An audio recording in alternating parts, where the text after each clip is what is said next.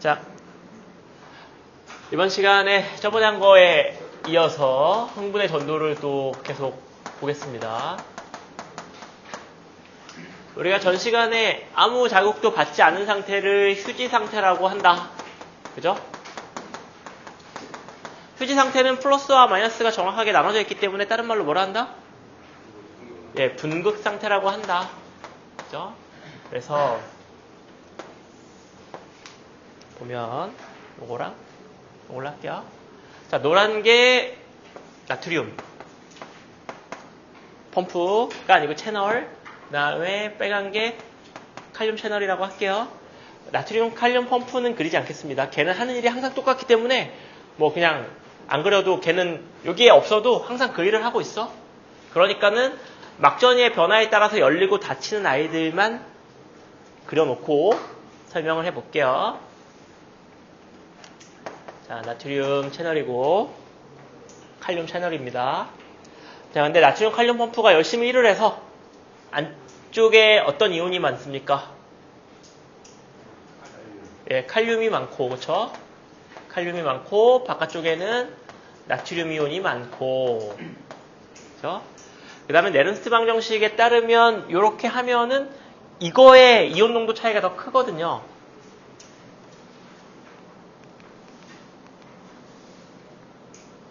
이건 뭐 대충 이 정도, 이거 10배 차이, 그죠?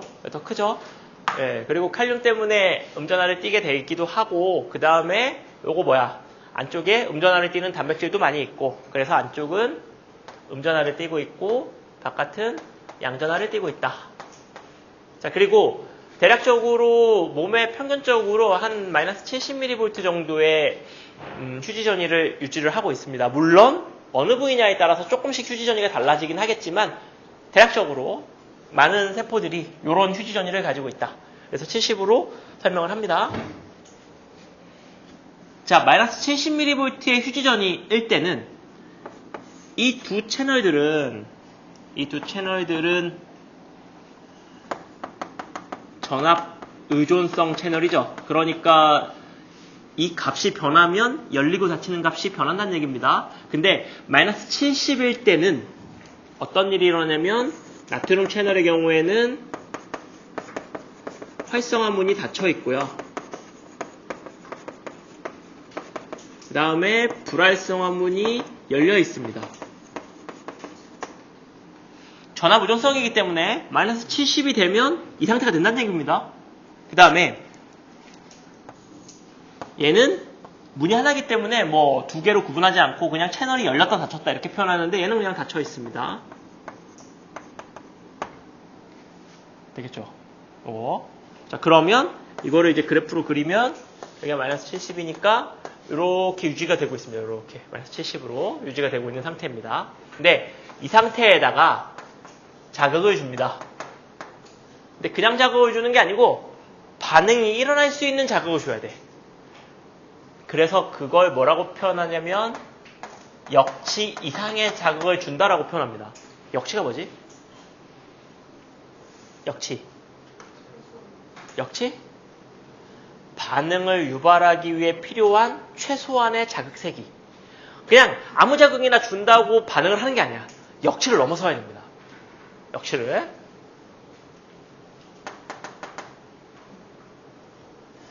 자, 그래서 여기서 또 생활의 지혜를 알 수 있잖아요. 뭔가 반응을 일으키려면 역치값을 넘어야 돼. 한다고 다 되는 게 아니고 역치값을 넘어야 됩니다. 여러분이 하는 모든 노력도 마찬가지예요. 역치값을 넘지 않는 모든 노력은 사그라집니다. 운동도 마찬가지고 공부도 마찬가지고 뭐 모든 게 다 마찬가지죠.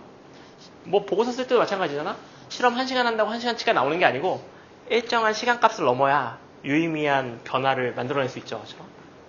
인생 뭐 다 그런 거 아니겠습니까? 흥분의 전도 설명하다가 인생을 논하는 예, 뭐 그런 또 아름다움이 있죠. 자, 여기 나트륨, 칼륨. 자, 역치 이상의 자극이 되면 어떤 일이 생기냐면 예, 쌍문이라고 할게요. 이 두 개의 문이 그냥 다 열립니다. 근데 요건 열려 있었고 쉽게 얘기하면 활성화 문이 열린다는 얘기죠. 역치 이상의 자극에서. 자, 그러면 지금 어떤 일이 생길 거냐면 어떤 일이 생길까요? 이건 닫혀있고 이건 열렸어. 근데 바깥쪽에 나트륨이 많아. 심지어 안쪽 마이너스야. 그러니까 어떤 일이 생기겠어? 뭐가 들어와, 뭐가? 나트륨이 확 쏟아져서 들어오겠죠? 왜냐면 이쪽이 많은 데서 적은 데로 들어가는 힘, 플러스. 여기 마이너스니까 플러스를 반겨주잖아요. 땡기는 힘까지. 그러니까 순식간에 확 들어올 겁니다. 그러면 어떻게 될 거냐면은 마이너스 70으로 유지되고 있던 전이가 플러스 인자들이 들어오니까 어떻게 되겠어요, 이거? 올라가겠죠? 올라가겠지. 그러면 원래 보였던 상태와 다른 상태가 되죠. 뭔가 상태가 변하면 거기에 용어를 붙이고 싶어 하는 게 과학자들의 특성 아니겠습니까? 이 상태를 얘기해줘야 되잖아. 그지? 다른 사람하고 얘기할 때. 그러니까 단어가 필요한 거야. 그죠? 그래서 어떤 단어를 쓸까 하다가 어떤 단어를 써? 붕극 상태가 깨졌다. 그래서 탈붕극 상태다라고 표현합니다. 이래서 용어는 중요한 거야. 용어는 얘기를 하면 이 앞에 뭐 자지구레한 설명 없이 그냥 세 글자 딱 쓰면 바로 이거 이렇게 알 수 있는 게 용어이기 때문에 용어는 무조건 많이 알고 있어야 됩니다. 그래서 실제로 전문가들하고 얘기할 때는 무조건 전문 용어 씁니다. 왜냐하면 전문 용어를 써야 논란의 여지가 없고 이해가 쉬워요. 예, 그래서 나중에 대학원에 가시든 교수님하고 얘기를 하든 아니면 학자들하고 얘기를 할 때 무조건 전문 용어 씁니다. 그래야 논란의 소지가 없어. 전문 용어는 통일되어 있거든요. 뜻이 하나인데 이거를 해석해서 뭐가 올라가니 내려가니 이렇게 얘기하면 또 논란의 소지들이 많아지죠. 이해를 잘못해가지고. 자, 탈분극이 일어납니다. 그러면 이게 열리면서 나트륨이 들어오는 거야. 그러면 탈분극이라고 하는 건 이 휴지전이가 깨지는 건데 이 깨지는 가장 결정적인 원인이 뭐야? 자극 때문에 자극이 아니고 자극 때문에 생긴 나트륨의 유입이죠. 그죠? 그래서 탈분극의 원인은 뭐다? 라고 얘기할 수 있냐면 나트륨의 유입 때문이다. 나트륨이 들어올 때 에너지를 써요? 안 써요? 에너지 써? 안 써? 이거? 에너지 안 쓰죠. 에너지 소모가 없습니다. 촉진확산이죠. 근데 이때 에너지 소모가 없다고 진짜 에너지 소모를 안 한다기보다는 이걸 위해서 이때 에너지를 써가면서 쌓아놓는 거죠. 잔뜩 바깥쪽에. 그치? 나트륨 칼륨 펌프가 에너지 써서 열심히 바깥쪽에 나트륨을 산처럼 쌓아놓는 거지. 그래야 문 열리면 확 쏟아져 내려오죠. 자, 그래서 그럼 언제까지 올라가냐? 나트륨이 한도 끝도 없이 들어오냐? 그러면 양쪽이 똑같아질 때까지. 그건 아니고요. 쭉 올라가다가 자, 플러스 30쯤 딱 올라가면 쭉 올라가다가 30쯤 딱 되면 어떤 일이 생기냐면은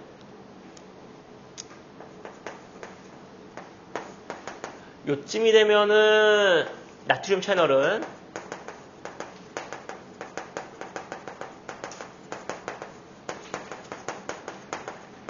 활성화문은 열려 있는데 불활성화문이 닫힙니다. 즉 나트륨이 더 이상 들어오는 걸 막아. 그러니까 전이가 더 올라가지 않아. 이해되겠죠? 지금 여기가 올라가고 있는 근원이 나트륨이 들어오는 것 때문인데 문이 딱 막히면서 나트륨이 더 이상 들어오지 않으면 이게 더 올라갈 일은 없겠죠? 그리고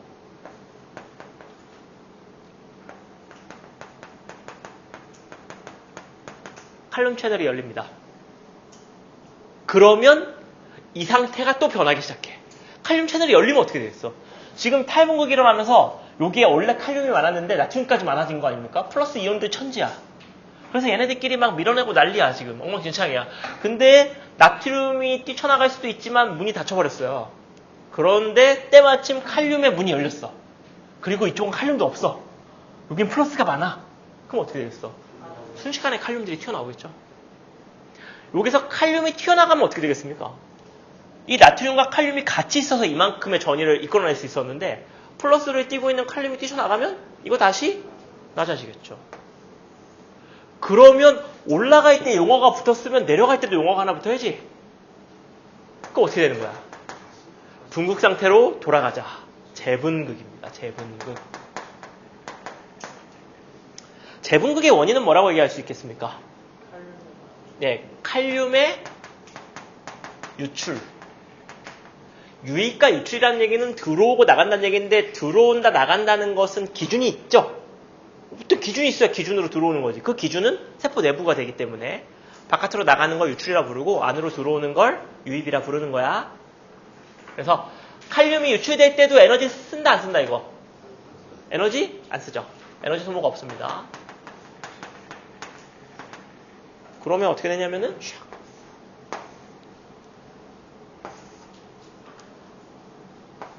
쭉 칼륨이 나가주죠.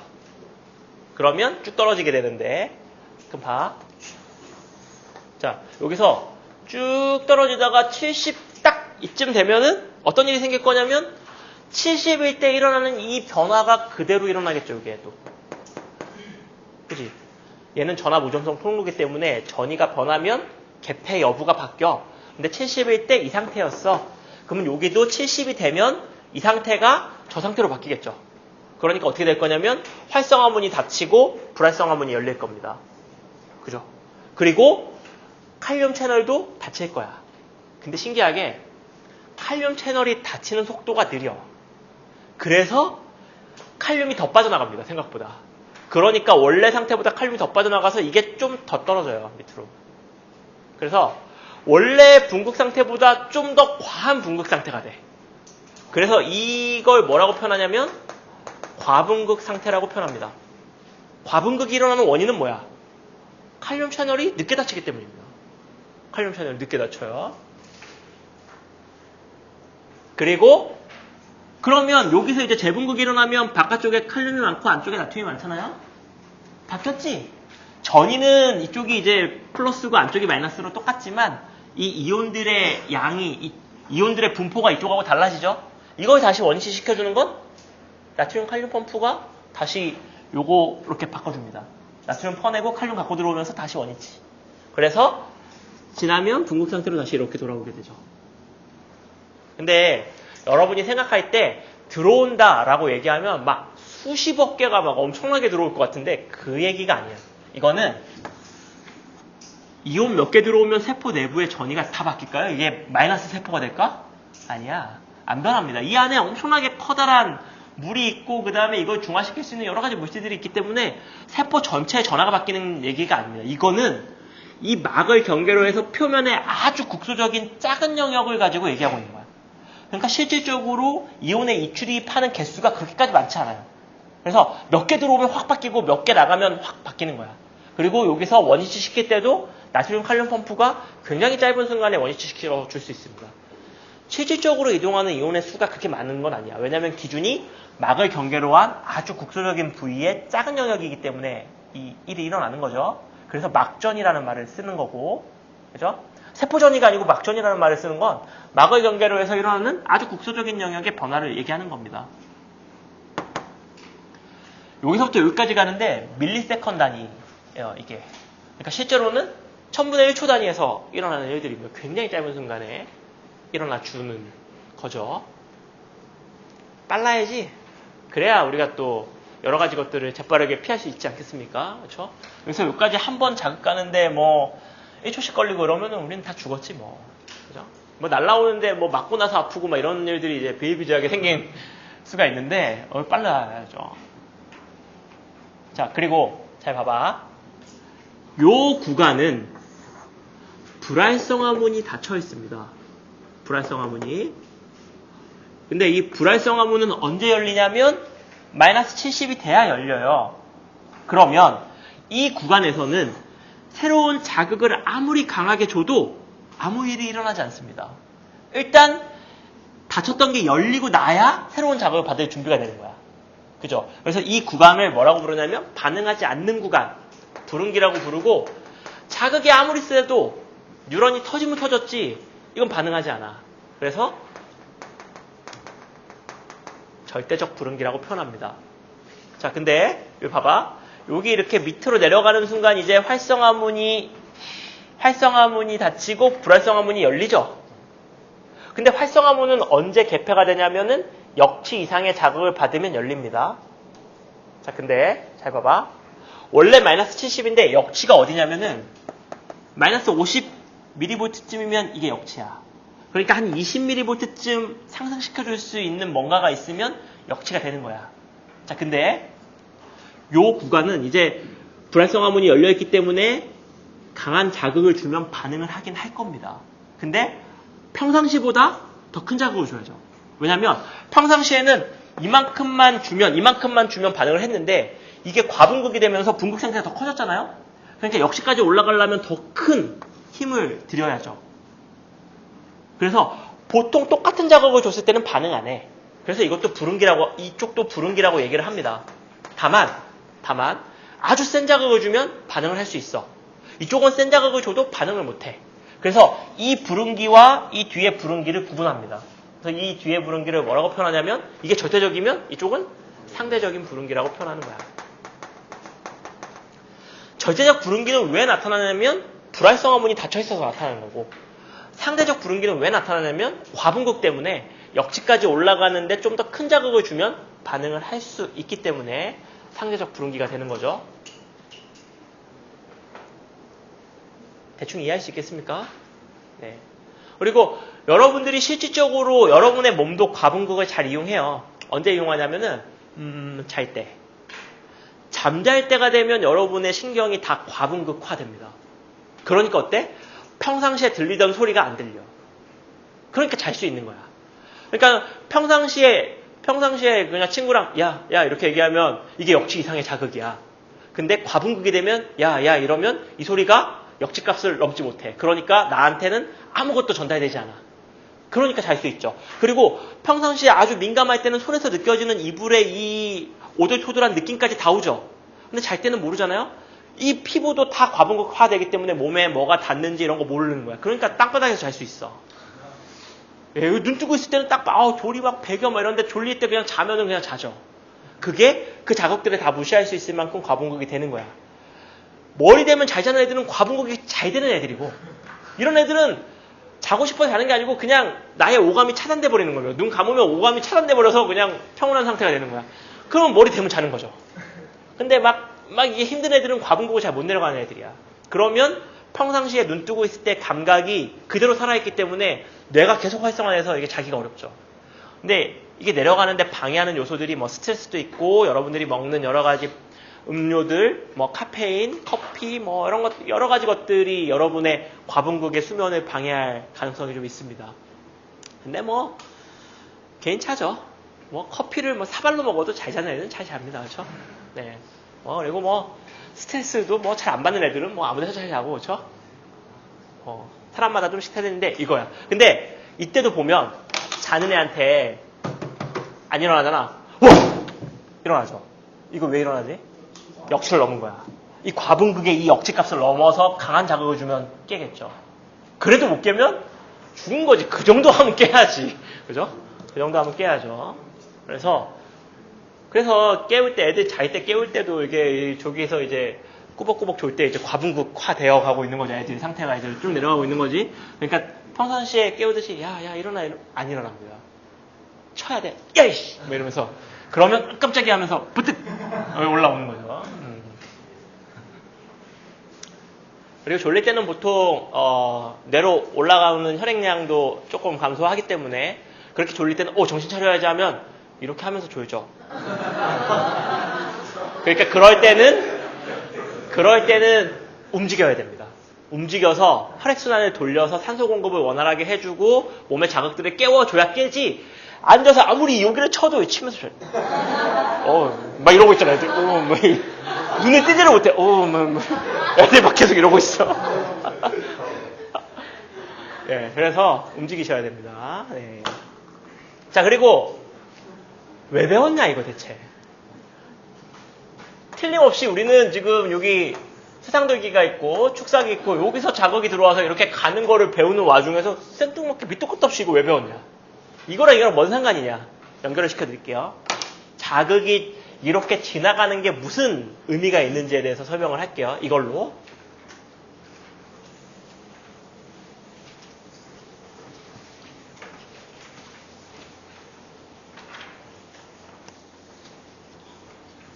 자, 여기 보면 축삭이 이렇게 쭉 있습니다. 한 3구간 정도로 생각을 해볼게요.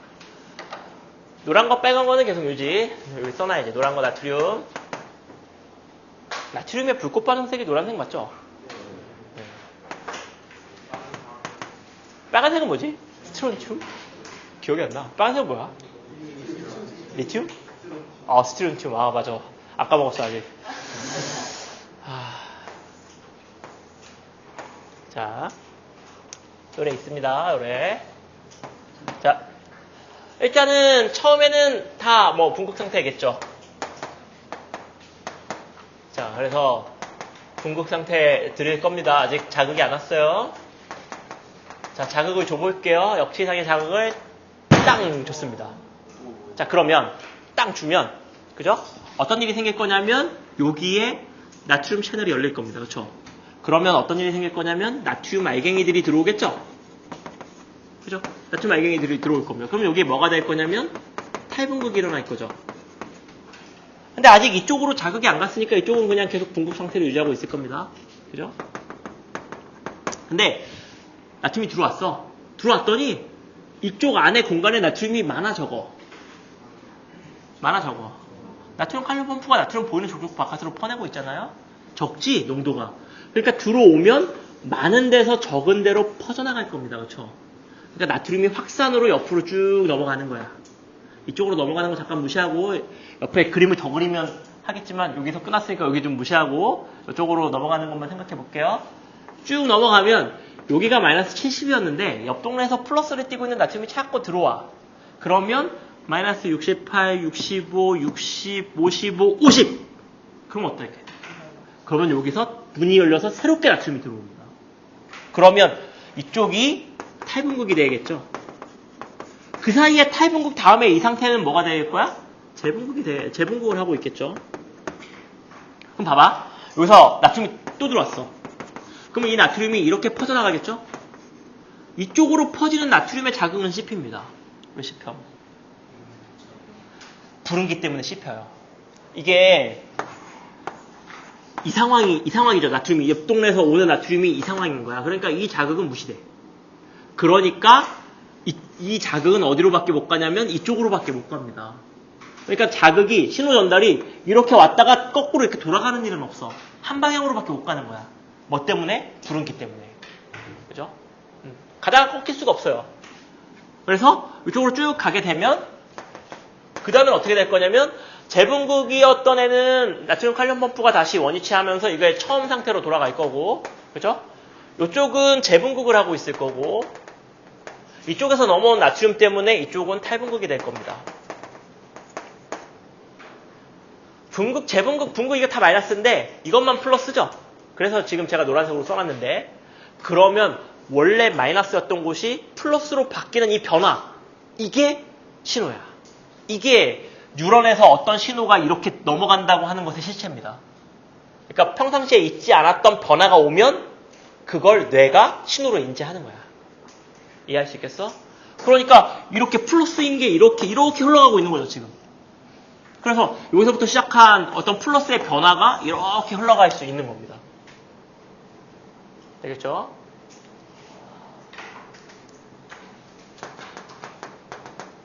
흥분 전도의 단방향성, 일방향성 이런 말을 써. 이거는 가다가 꺾이지 않는다는 얘기입니다. 왜 그렇다고요? 불응기를 가지고 있기 때문에 가다가 꺾일 수가 없어. 나트륨의 확산은 당연히 양쪽으로 다 일어나겠죠. 근데 이쪽으로 한번 왔던 곳으로 다시 나트륨이 가면 그 재분극 상황에서 불응기가 있기 때문에 자극이 씹힙니다. 그러니까 자극받지 않았던 곳으로만 한 방향으로만 이렇게 쭉 갈 수 있는 거죠. 만약에 여러분이 크기가 작아져가지고 여기서 저기 이렇게 장대한 걸 보고 있다고 쳐봐. 그러면은 되게 아름답겠죠. 그 나트륨의 쓰나미가 이렇게 쫙 밀려오는 게 보일 거 아닙니까? 저기서부터 나트륨이 쾅쾅쾅쾅 쏟아져서 내 앞으로 나트륨이 이렇게 쫙 밀려오는 게 보일 겁니다. 그죠? 그리고 그 뒤에는 나트륨이 쌓여있는 게 아니고 나트륨이 또 바깥으로 펌핑되는 게 보일 거야. 한번 쾅 해서 내 앞으로 나트륨 구슬들이 막 몰려오고 있는데 뒤에 있는 나트륨들은 바깥으로 뿜어지고 있을 겁니다. 펌프가 열심히 퍼내고 있을 거니까. 그러면서 저 뒤에는 내 앞에 어느 정도 나트륨이면 저 뒤에는 나트륨이 없을 거야, 거의. 이해되죠? 그러니까 나트륨의 이 구름 같은 무리가 쫙 지나가는 게 보일 겁니다. 제3자 입장에서 생각을 해보면. 그럴 것 같지 않아? 이 나트륨 구름의 무리가 곧 신호의 흐름입니다. 이거 이해되죠? 근데 어떤 책에는 또 이렇게도 써놔요. 양방향성을 가지고 있다. 선생님 이게 양립할 수 있는 얘기인가? 이게 뭐 어디 잘못된 거 아니에요? 근데 이거 생물 책을 읽다 보면 이런 류의 양립할 수 없을 것 같은 얘기들이 많이 써 있어요. 생각보다. 근데 이건 뭐냐면 전제가 달라. 얘기하는 게 달라. 다른 거 얘기하고 싶은 거야. 이건 뭐냐면 자극을 가운데서 줘요. 그러면 나트륨이 들어와. 양쪽으로 퍼질 거 아닙니까? 그러면 자극이 양쪽으로 가겠지. 여기서 얘기하는 양방향성은 신호라는 게 나트륨 이온의 확산으로 전달이 되기 때문에 양쪽으로 갈 수 있다. 이걸 강조하고 싶을 때 이 말을 쓰는 거야. 이거는 불응기 때문에 한 번 왔던 신호가 뒤로 백하는 경우는 없다. 이걸 얘기하고 싶은 거야. 그러니까 여러분이 생물을 공부할 때 단순하게 마지막 결론만 보고 이게 말이 안 된다. 이렇게 얘기하지 말고 왜 이 말이 나왔지를 앞을 읽다 보면 다른 얘기를 하고 있는 겁니다. 그냥 표현만 비슷해서 헷갈릴 뿐이지 다른 얘기하고 있는 거야. 이런 거 이제 잘 봐야지. 이해할 수 있겠죠? 우리가 여태까지 배운 분국, 탈분국 이거 괜히 배운 건 아니지. 그죠? 자, 이걸 알면 우리가 이제 앞에 뉴런에서 열심히 배울 때 수초 배웠죠? 수초. 수초가 왜 필요한지를 또 이해할 수 있습니다. 수초를 한번 볼게요. 자, 수초가 이렇게 있어요. 수초는 절연체야. 절연체라는 얘기는 이온이 들어오지도 않고 나가지도 않아. 이온의 이동이 없어요. 이 수초 구간에서는. 그리고 수초와 수초 사이에 이 비어있는 구간이 이름이 뭐라고요? 랑베 마디. 그쵸? 랑베 결절. 그러니까 이 구간에만 나트륨 펌프들이 있는 겁니다. 이렇게. 나트륨 펌프가 아니고 채널과 펌프가 다 요 랑비의 마디에만 있는 거야. 이 구간은 절연체이기 때문에 들어오지도 나가지도 않아. 수초가 없는 애들은 이런 식으로 있겠죠. 이런 식으로 있을 겁니다. 자, 수초가 있으면 어떤 일이 생기나 봅시다. 역지상의 자극을 줍니다. 나트륨 들어와요. 나트륨이 확산으로 쭉 퍼지는데 이 절연 구간은 들어오지도 않고 나가지도 않기 때문에 나트륨의 소실이 없어요. 쭉 가는 거야. 여기까지. 그러면 일정량 이상의 나트륨이 여기까지 갈 수 있기 때문에 여기서 다시 탈분극이 일어날 수 있습니다. 그러면 어떻게 되냐면 탈분극, 탈분극, 탈분극. 그럼 이 모습이 마치 뭐 같냐면 전기가 이렇게 흘러가는 거 같죠? 팡, 팡, 팡, 팡 이런 식으로. 이해되죠? 이 형상화의 모양을 보고 수초가 있으면 전기가 이렇게 점프하는 것 같다. 그래서 이거를 또 아름다운 용어 되게 좋아하잖아요. 도약전도가 일어난다 표현. 도약전도.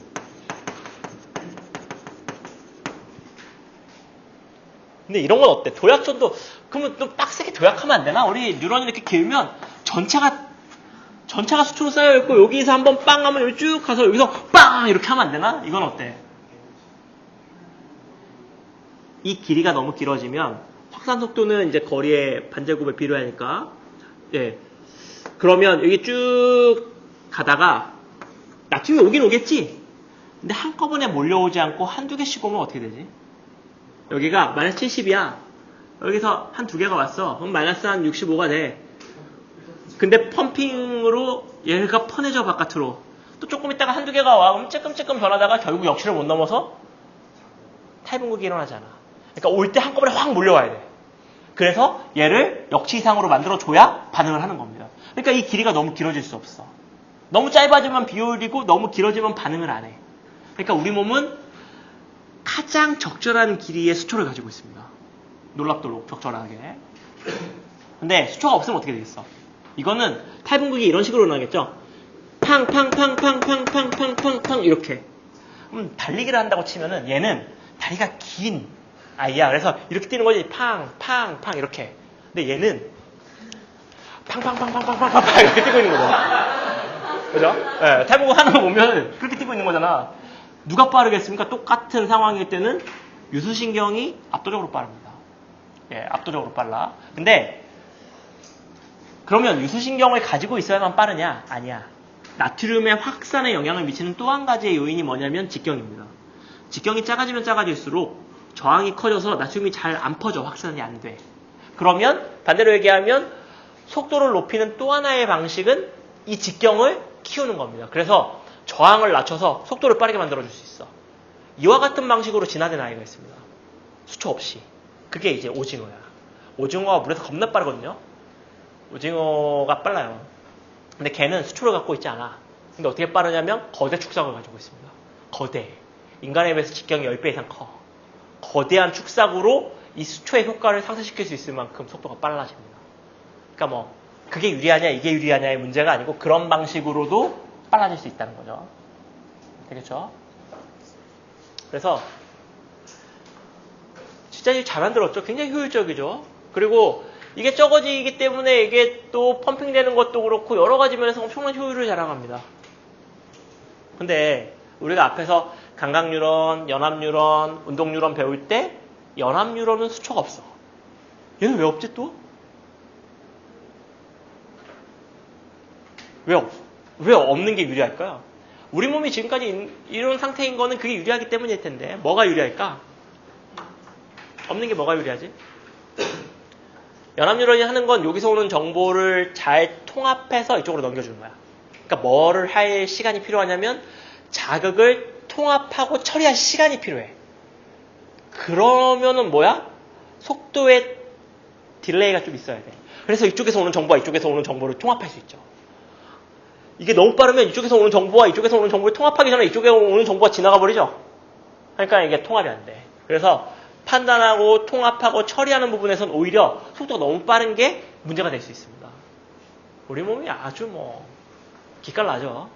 기깔나게 필요한 부분은 수초 빼고 또 넣어야 될 부분에 수초 길이 조정하고 뭐 기깔납니다. 이런 거 보면은 진짜 이 길이 하나하나까지도 최적화돼 있어. 이거보다 짧거나 길면 에너지 손실이 있거나 자극이 전달이 안 되거나 둘 중에 하나예요. 해봤어. 실험을. 그래서 이거보다 짧게도 해보고 길게도 해봤는데 짧으면 에너지 소모가 너무 커지고요. 몇십 %씩 늘어나고 길면 자극이 전달이 안 돼. 와 대단하다. 이런 거를 발견하면서 싹 타오르는 또 하나의 어떤 그 가설이 있죠. 지적 설계론 뭐 이런 거 떠오르는 거야. 이렇게 디테일한 걸 어떻게 다 진화로 모든 걸 설명하냐. 이거는 엄청나신 위대하신 저 위에 계신 분이 하나하나 한 땀 한 땀 장인의 힘으로 만들었다. 이렇게 나오는 거죠. 그럴 수 있을 그런 걸 믿고 싶을 만큼 인간의 몸은 굉장히 디테일하게 다 뭔가가 효용성을 갖고 있어요. 그죠? 페어리죠, 페어리. 예. 지적 설계론의 또 아름다운 아저씨. 이런 얘기 하다가 또 리플 달릴지도 모르겠네요. 예.